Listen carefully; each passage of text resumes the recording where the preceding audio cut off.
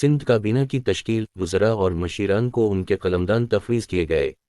شرجیل انعام میمن کو محکمہ ٹرانسپورٹ اینڈ ماس ٹرانزٹ اور محکمہ ایکسائز، ٹیکسیشن اینڈ نارکوٹکس کا قلمدان دیا گیا۔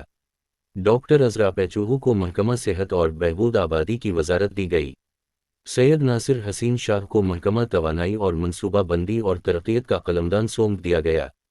سید سردار علی شاہ کو محکمہ اسکول ایجوکیشن اینڈ لٹریسی، محکمہ کالج ایجوکیشن اور محکمہ مائنز اینڈ منرلز ڈیولپمنٹ کا قلمدان دیا گیا۔ سعید غنی کو محکمہ local government and housing, town planning department اور public health, engineering and rural development کا قلمدان سونپ دیا گیا۔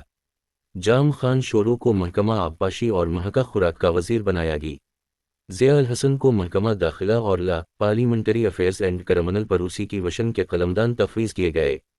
سردار محمد بخش خان مہر کو agriculture, supply and prices, sports and youth affairs اور inquiries and anti corruption establishment کا قلمدان دیا گیا۔